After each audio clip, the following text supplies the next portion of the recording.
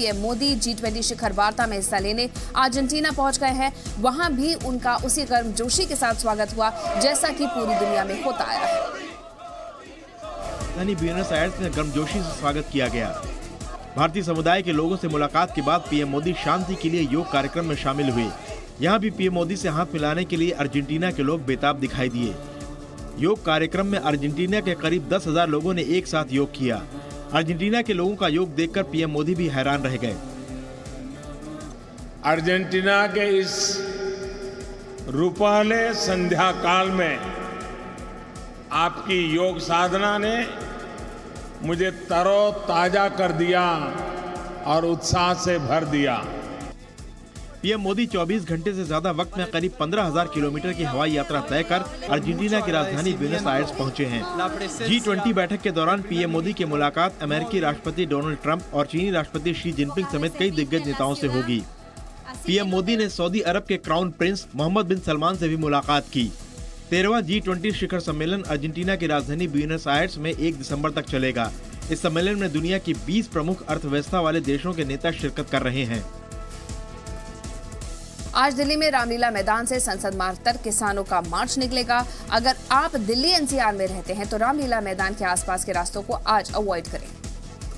देश के अलग अलग हिस्सों से हजारों किसान दिल्ली के रामलीला मैदान पहुंच गए हैं। ऑल इंडिया किसान संघर्ष कोऑर्डिनेशन कमेटी के नेतृत्व में आज किसान संसद का घेराव करेंगे। सुबह 9 बजे रामलीला मैदान में किसान नेताओं का संबोधन होगा, फिर संसद मार्ग के लिए मार्च शुरू होगा। किसानों की मांग है कि संसद का विशेष सत्र बुलाकर उनका एक मुश्त कर्ज माफ किया जाए और फसलों के उचित दाम की गारंटी मिले। कल देश भर के हजारों किसान दिल्ली के अलग अलग बॉर्डर से पैदल मार्च कर रामलीला मैदान पहुंचे। आयोजक साफ कर चुके हैं कि वे हर हाल में संसद तक मार्च करके रहेंगे। किसानों के इस मार्च को लेकर रामलीला मैदान और इसके आसपास के इलाकों की सड़कों से बचने की सलाह दी गई है। जम्मू कश्मीर में आतंकियों के खिलाफ सुरक्षा बलों की सख्ती का असर हुआ है और देश की जनता को सुकून देने वाले नतीजे आए हैं। पिछले 2 महीने में एक भी आतंकवादी की भर्ती नहीं हुई है। जम्मू कश्मीर के डीजीपी दिलबाग सिंह ने कहा कि आम लोगों के सहयोग मिलने से आतंक के ग्राफ में 50% की कमी दर्ज की गई। वहीं इस वर्ष राज्य में 230 से ज्यादा आतंकी मारे गए।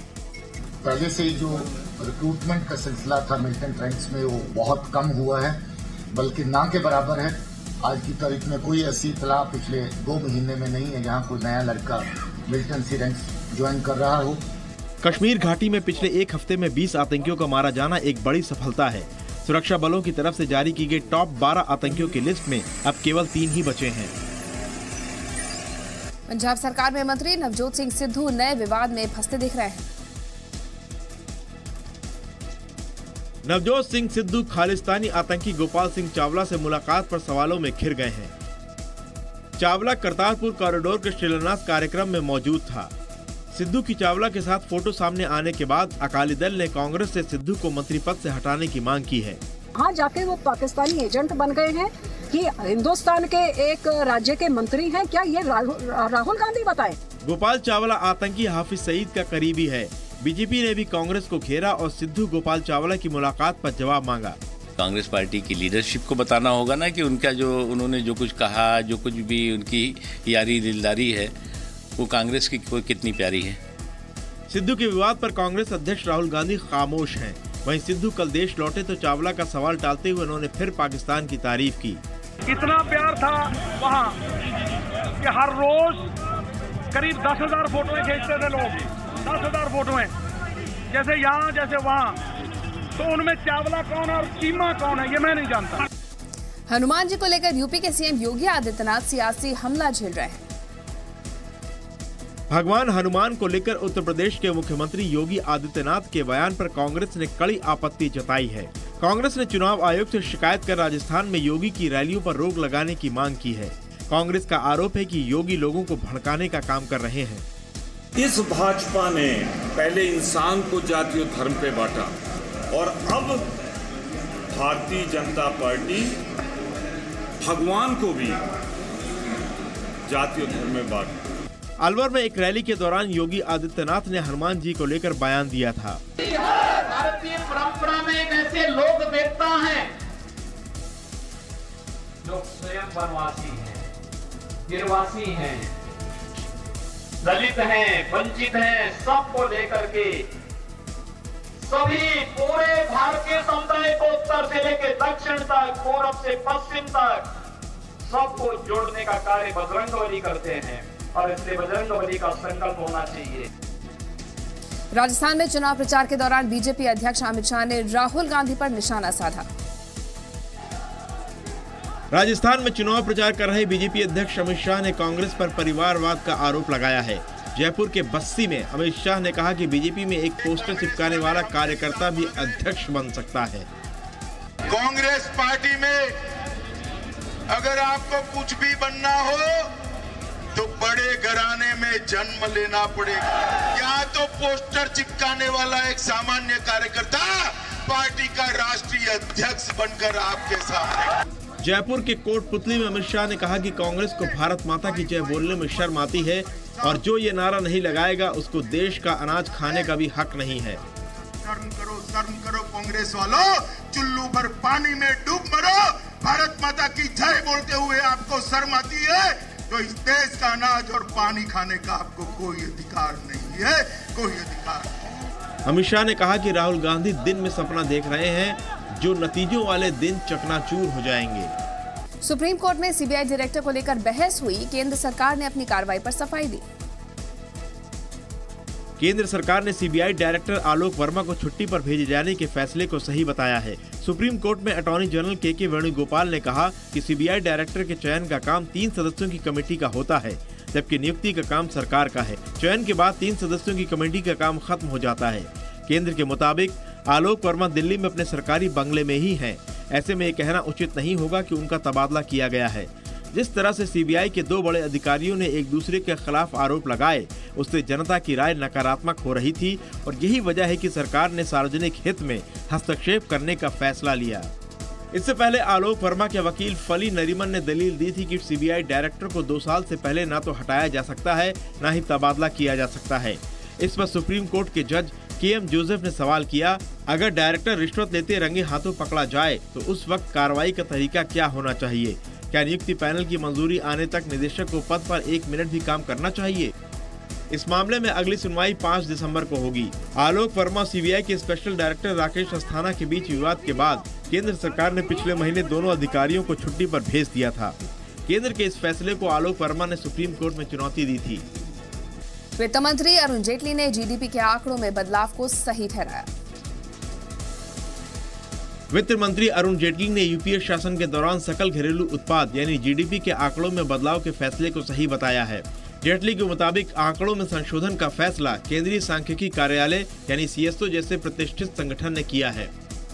2 मापदंड तो हो नहीं सकते अर्थव्यवस्था को या डेटा को नापने के, जो 2012 से आज तक लागू है। स्वाभाविक था सीएसओ उसको 2004 से लागू करेगा ताकि एक ही मापदंड के ऊपर, एक ही यार्डस्टिक के ऊपर वो उसकी तुलना की जाए। जीडीपी के नए आंकड़ों में 2004-05 की जगह 2011-12 को बेस ईयर रखा गया है। नए आंकड़ों के मुताबिक यूपीए शासन के दौरान जीडीपी में औसत बढ़ोतरी 6.7% की दर से हुई।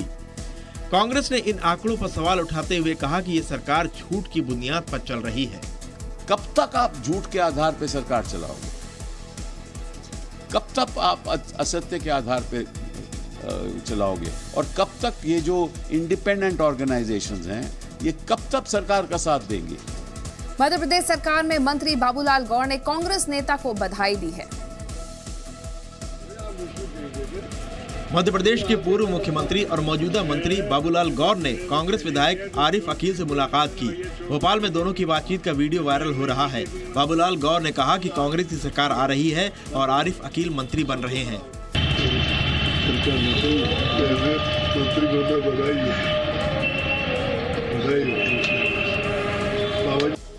दिल्ली सरकार के स्वास्थ्य मंत्री सत्येंद्र जैन के खिलाफ मुकदमा चलेगा।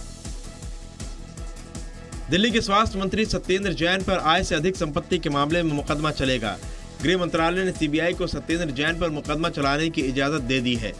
24 अगस्त 2017 को सीबीआई ने इस मामले में केस दर्ज किया था। आरोप है कि जैन ने गैर कानूनी रूप से 200 बीघा खेती योग्य जमीन खरीदी। ये अपने आप में आज अरविंद केजरीवाल की कलाई खुल के आ गई है। अब इन लोगों को दिल्ली की जनता सजा देगी और हम उस सजा का इंतजार कर रहे हैं। सत्येंद्र जैन के मकान समेत 2 दूसरी जगहों पर सीबीआई ने छापेमारी भी की थी। आप पार्टी का तो एक भी आदमी आज तक नहीं बचा। हर एक के खिलाफ कोई ना कोई एलिगेशन, और हर तरह के एलिगेशन, इंडियन पिनल कोड वाले एलिगेशन भी लग गए। जरा सी लापरवाही से जानलेवा हादसा हो सकता है। दिल्ली में ऐसे ही एक हादसे में एक मासूम की मौत हो गई। दिल्ली में स्कूटी सवार एक नाबालिग ने 1.5 साल के बच्चे को टक्कर मार दी और मासूम की मौत हो गई। पूरा हादसा सीसीटीवी में रिकॉर्ड हो गया। पुलिस ने नाबालिग को पकड़कर जुवेनाइल होम भेज दिया है। कल दिल्ली के नॉर्थ ईस्ट जिले के खजूरी खास में श्रीराम कॉलोनी में स्कूटी सवार ने 18 महीने के बच्चे को टक्कर मार दी। इलाज के दौरान बच्चे की मौत हो गई। पुलिस को मौके से सीसीटीवी फुटेज भी मिला है, जिसमें साफ दिख रहा है कि बच्चे गली के बाहर हैं। तभी एक लड़का तेजी से स्कूटी चलाते हुए आता है और बेकाबू होकर बच्चों को टक्कर मार देता है। चीख पुकार सुनकर लोग इकट्ठा हो जाते हैं। घायल बच्चे मोहम्मद रफी को अस्पताल ले जाया गया, जहां उसकी मौत हो गई। गली में वो चीज़ लेने के लिए गया था, साइड में खड़ा हुआ था, बीच में भी नहीं था। वो इतनी स्पीड से स्कूटी लेकर आया कि उनने साइड में लगी, उसके बीच में भी नहीं था, वो साइड में खड़ा हुआ था। दिल्ली में एक युवक की चाकू लगने से मौत हो गई। पुलिस इसकी जांच कर रही है। साउथ दिल्ली के रेस्टोरेंट में काम करने वाले एक युवक की मौत हो गई। युवक के शरीर पर चाकू का निशान लगा हुआ है। पुलिस को शुरुआती जांच में मामला हत्या का लग रहा है। मामला साकेत के नुक्कड़ वाला रेस्टोरेंट का है। पुलिस ने बताया कि रेस्टोरेंट के किचन में हेमंत को मिलाकर 4 लोग थे, तभी उसको चाकू लग गया। अब इस बात की जांच की जा रही है कि यह हत्या है या हादसा। पुलिस 3 लोगों को हिरासत में लेकर पूछताछ कर रही है। रेस्टोरेंट के सीसीटीवी पिछले 3 से 4 दिन से बंद थे। मृतक हेमंत 12वीं तक पढ़ा था और पास के दक्षिणपुरी में रहता था। परिवार में 2 भाई और माता पिता हैं। 2-3 लोगों ने पकड़ के पक्का मारा है, अदरवाइज नहीं तो कुछ ना कुछ इधर उधर जरूर निशान होता। सिर्फ इसके एक हाथ पे निशान है और या इसके सीने पे निशान है। इसकी पैंट से हाथ पोछे गए हैं। इसका फोन नहीं मिला है। बनियान जो ऊपर की उसमें चाकू का निशान नहीं है, लेकिन अंदर की बनियान जो उसमें चाकू का निशान है। या कपड़े उतार रहा होगा, या तो काम करता हो, या तो अब ये तो पता नहीं इधर काम करता है कि नहीं।